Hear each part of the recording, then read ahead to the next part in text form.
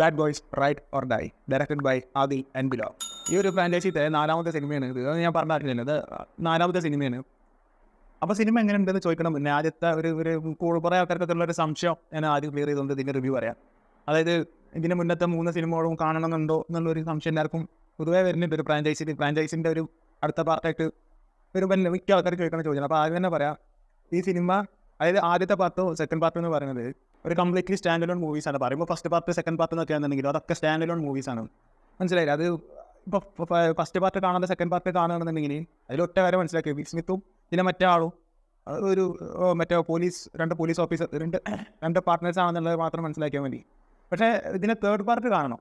ഇതിന് 3ാം ഭാഗം കാണില്ല എന്നുണ്ടെങ്കിൽ 4ാം ഭാഗത്ത് കുറേ കാര്യങ്ങളൊന്നും മനസ്സിലാവില്ല. അപ്പോൾ അതിനെ ഞാൻ പറയാം, ഇതിന് ഫസ്റ്റ് പാർട്ട് സെക്കൻഡ് പാർട്ട് കാണണമെന്നില്ല. പക്ഷേ തേർഡ് പാർട്ട് കണ്ടിട്ട് 4ാമത്തെ ഭാഗം കാണുക നല്ലത്. അത് തിയേറ്ററിൽ പോയി കാണുകയാണെങ്കിലും ഇപ്പോൾ OTT ഇറങ്ങിയതിന് ശേഷം കാണുകയാണെന്നുണ്ടെങ്കിലും എന്തെങ്കിലുമൊക്കെ മനസ്സിലാവണമെന്നുണ്ടെങ്കിൽ ഡെഫിനറ്റ്ലി അതൊക്കെ തോന്നുന്നത് തേർഡ് പാർട്ട് കണ്ടിരിക്കണം തന്നെയാണ്. അപ്പോൾ സിനിമ മൊത്തത്തിൽ എങ്ങനെയുണ്ടെന്ന് ഒറ്റ വാക്കിൽ പറയാൻ പറഞ്ഞിരിക്കുന്നുണ്ടെങ്കിൽ നല്ലൊരു സിനിമയാണ്. എനിക്ക് ഇഷ്ടമായി സിനിമ. എന്താ പറയുക, ഇഷ്ടപ്പെടുന്നത് പറഞ്ഞ സമയത്ത് ഇത് ഞാൻ പ്രതീക്ഷിച്ച് എന്തൊക്കെയാണ് അതൊക്കെ തന്നെയാണ് വന്നിട്ടുള്ളത്. പക്ഷേ ഒരു പ്രശ്നം എന്താണെന്ന് വെച്ചിട്ടുണ്ടെങ്കിൽ ഞാൻ കുറേ നെഗറ്റീവ് റിവ്യൂസൊക്കെ കണ്ടിട്ടാണ് ഞാൻ ഈ സിനിമ കാണാൻ പോകുന്നത്. പക്ഷേ സിനിമ കണ്ടു കഴിഞ്ഞപ്പോൾ എനിക്ക് ഈ നെഗറ്റീവ് പറഞ്ഞെങ്കിൽ അതൊരു സംഭവം എനിക്ക് സിനിമയിൽ ഫീൽ ചെയ്തില്ല. അത് ഒന്നാമതെന്ന് വെച്ചിട്ടുണ്ടെങ്കിൽ ഈ സിനിമ ഇനിയിപ്പോൾ ഒരു പ്രശ്നം എന്ന് വെച്ചിട്ടുണ്ടെങ്കിൽ ചില പ്രശ്നങ്ങളിലൊന്നും വെച്ചിട്ടുണ്ടെങ്കിൽ ഭയങ്കര പ്രഡിക്റ്റബിളാണ്. അത് ഞാൻ ഭയങ്കര പ്രഡിക്റ്റബിൾ എന്ന് പറഞ്ഞ സമയത്ത് ഞാൻ ഈ അടുത്ത കാലത്ത് കണ്ടതിൽ വെച്ചിട്ട് one of the most predictable സ്റ്റോറിയാണ് ഈ ഒരു സിനിമക്കുള്ളത്. അത് നമ്മൾ ഈ 2024 ഇറങ്ങുമ്പോൾ ഈ ഹോളിവുഡിൽ ഇങ്ങനത്തെ ഒരു പ്ലോട്ടിൽ വരുന്ന അതേ സ്ക്രിപ്റ്റ് യാതൊരു വ്യത്യാസമില്ലാതെ ചെയ്തു വെച്ചിട്ടുണ്ട് സ്ക്രിപ്റ്റ്. ഒരു ഞങ്ങളുടെ ഇതിൽ ഒരു സംഭവമുണ്ട്. അപ്പോൾ ഒന്നാമത് ഈ 3ാം ഭാഗത്തിൽ ഒരു വില്ലൻ റോൾ ഉണ്ടല്ലോ, ഒരു ചെക്കൻ്റെ ക്യാരക്ടറിൻ്റെ പേര് മറന്ന്. അപ്പോൾ അതിൽ വിൽ സ്മിത്തിൻ്റെ മോനാണ് ഈ വില്ലൻ എന്നുള്ള തിരിച്ചറിയാനൊക്കെ സമയത്ത് അതൊന്നും പ്രഡിക്റ്റബിൾ അല്ലായിരുന്നു ഇതിൽ തേർഡ് പാർട്ടിലൊക്കെ. പക്ഷേ ഈ പറഞ്ഞ ഫസ്റ്റ് പാർട്ടിലും സെക്കൻഡ് പാർട്ടിലൊക്കെ അതൊക്കെ പഴയ സിനിമകളാണെന്നുള്ളായിരുന്നാലും അത് പ്രഡിക്റ്റബിൾ ആയിരുന്നു. അപ്പോൾ അതേപോലത്തെ ഒരു അതിനേക്കാളും അതായത് 95 ഇറങ്ങിയ സിനിമേനേക്കാളും പ്രഡിക്റ്റബിൾ ആണ് ഈ ഒരു സിനിമ. പക്ഷേ ഇതിൽ ഒരു സംഭവം ഉണ്ട്. ഇതിൽ നമ്മളെ റാറ്റ് എന്നൊക്കെ പറയും, ചാരന്മാരെന്നൊക്കെ പറയില്ല. അപ്പോൾ ഇതിൽ തന്നെ സംഭവം പറഞ്ഞ സിനിമയിൽ ഇവരെ ഈ പോലീസ് ഓഫീസർമാരുടെ ഇടയിൽ ഒരു ചാരനുണ്ട്. ആ ചാരനെ ഇതിൽ ആ സംഭവത്തെ ട്വിസ്റ്റ് വഴിയാണ് നമുക്ക് പരിചയപ്പെടുത്തുന്നത്. പക്ഷേ ഞാനിത് കാണുന്ന സമയത്ത് എനിക്ക് ആദ്യം തന്നെ മനസ്സിലായി ഇത് ഈ ആളാണെന്ന്. എനിക്ക് അപ്പോൾ തന്നെ മനസ്സിലായിക്കണേ, ഇത് എല്ലാവർക്കും മനസ്സിലാവുക ഇത് ഈ ആളാണെന്നുള്ളത്. ആളെ ഒലിപ്പിക്കലും ഭയങ്കര ആത്മവിശ്വാസം കണ്ടപ്പോഴേക്ക് തോന്നി ഇത് ഇയാളാണ്, ഇവർ തിരഞ്ഞെടുക്കുന്നത് ഈ ആളാണെന്ന് എനിക്ക് അപ്പോൾ തന്നെ തോന്നി. പക്ഷേ ഞാൻ പറഞ്ഞു അങ്ങനത്തെ ചില കാര്യങ്ങളുണ്ട്, അങ്ങനത്തെ എടുത്ത് പറയാൻ എനിക്ക് ഇഷ്ടപ്പെടാതെ പോയ ചില കാര്യങ്ങൾ സിനിമയിൽ ഉണ്ടെന്നുണ്ടെങ്കിലും ഓവറോൾ സിനിമ ഒരു ഡിസപ്പോയിൻമെൻറ്റ് ആയിട്ടില്ല എന്നുള്ളത് മാത്രമല്ല, എനിക്ക് ഈ ഒരു സിനിമ എൻജോയ് ചെയ്യാൻ പറ്റി. കാരണം എനിക്കറിയാം പ്രഡിക്റ്റബിൾ ആയിട്ടുള്ള സംഭവം. കാരണം ബാഡ് ബോയ്സിന് ഏത് സിനിമയിലും പ്രഡിക്റ്റബിൾ അല്ലാത്തത് എന്നതും ഈ 3ാം ഭാഗത്തിൽ വന്ന ഈ മോനാണെന്ന് തിരിച്ചറിയണം ആ ഒരു കുറച്ച് സെക്കൻഡ്സ് മാത്രമേ പ്രഡിക്റ്റബിൾ അല്ലാതെ വന്നിട്ടുള്ളൂ തേർഡ് പാർട്ടിന്. പക്ഷേ ഇത് ഫോർത്ത് പാർട്ടിക്ക് വരുമ്പോൾ അങ്ങനത്തെ ട്വിസ്റ്റ് ഞാൻ പറഞ്ഞില്ല, ചാരൻ ആരാന്ന് കാണിക്കുന്നതൊക്കെ ശരിക്കും ഒരു ട്വിസ്റ്റ് ആണെങ്കിലും എനിക്കതൊന്നും ഫീൽ ചെയ്യില്ല. കാരണം എനിക്ക് തുറന്ന് തന്നെ മനസ്സിലാക്കുന്നത് അത് പ്രഡിക്റ്റ് ചെയ്ത സാധനം നടക്കാതിരിക്കുമ്പോഴാണല്ലോ അങ്ങനത്തെ സംഭവങ്ങൾ, അങ്ങനത്തെ ഒരു നെട്ടലൊക്കെ വരിക. ഇതാ എനിക്ക് അങ്ങനെയൊന്നും ഇല്ല. പക്ഷേ ഞാൻ പോയത് നല്ല ആക്ഷൻ കാണാനാണ്, നല്ല തിയേറ്ററിൽ പോയിട്ട് നല്ല ആക്ഷൻ പടം കാണുക. ഞാൻ അത് മാത്രമേ മനസ്സിൽ വെച്ച് പോയിട്ടുള്ളൂ. അത് എനിക്ക് ഡെലിവറി ചെയ്തിട്ടുണ്ട് സിനിമ. പിന്നെ അത് മാത്രമല്ല വർക്കായ കോമഡികൾ ഇതിലുണ്ട്. പ്രത്യേകിച്ച് അണികൾ ഇങ്ങനെ മാറി തേക്കാന്നുള്ളത്, അത് അത്യാവശ്യം നല്ല ചിരിക്കാനുള്ള കോമഡിയും കാര്യങ്ങളൊക്കെ സിനിമയിലുണ്ട്. ഇതിൽ ഒരു കിടുക്കാച്ച് ഫൈറ്റ് ഉണ്ട്. അത് വിൽ സ്മിത്തിൻ്റെ അല്ല, വിൽ സ്മിത്തിൻ്റെ ഒപ്പം നടക്കണമെങ്കിൽ അല്ല, വേറെ അടുത്തല്ല ഒരു US മറൈൻ ഒരു ആളുണ്ട്. അപ്പോൾ ആ വീട്ടിൻ്റെ ഉള്ളിൽ നിന്നുള്ള ഒരു അടിപൊളി ഫൈറ്റ് ഉണ്ട്.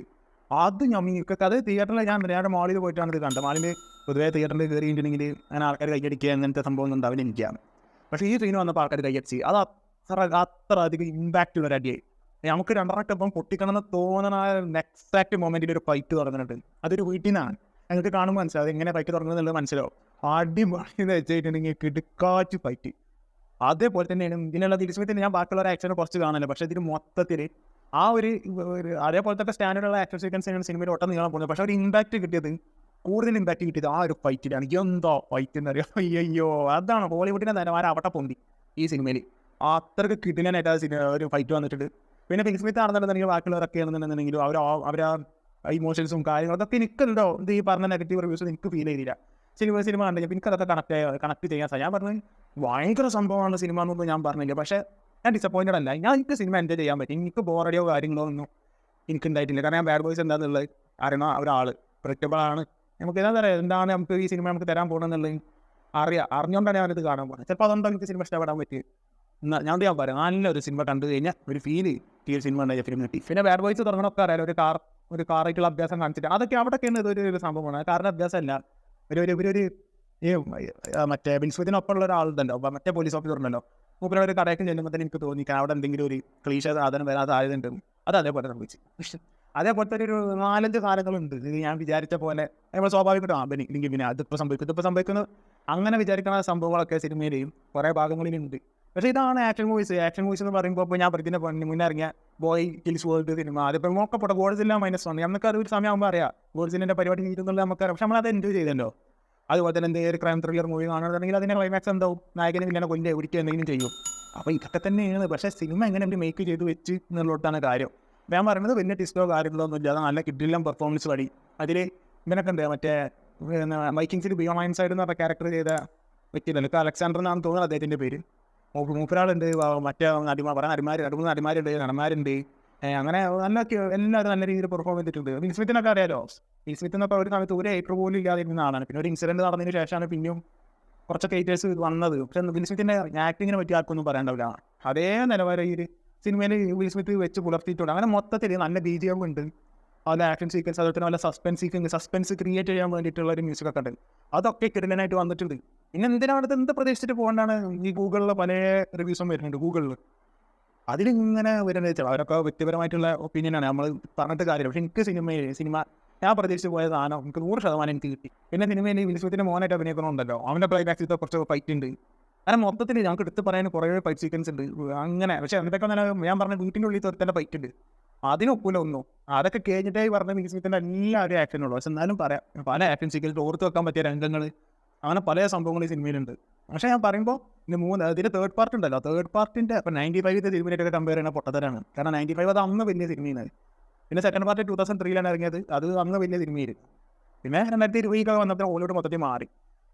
പിന്നെ ബാഡ് ബോയ്സിൻ്റെ തേർഡ് പാർട്ട് 2020 വലിയ സംഭവം എന്നുള്ളതല്ല. പക്ഷെ എന്നാൽ 2020 ഇറങ്ങിയ ബാഡ് ബോയ്സ് എനിക്ക് നല്ല ഇഷ്ടമായി. ഇപ്പോൾ 4 ഭാഗം എനിക്ക് ഇഷ്ടമായി. പക്ഷേ തേർഡ് പാർട്ടിൻ്റെ അത്ര ഇല്ല. തേർഡ് പാർട്ടിൻ്റെ ട്വിസ്റ്റും കാര്യങ്ങളൊക്കെ വരുമ്പോൾ അതിൻ്റെ കിട്ടിയ അത്രയും വലിയ ഇമ്പാക്റ്റ് ഇതിന് കിട്ടിയിട്ടില്ല.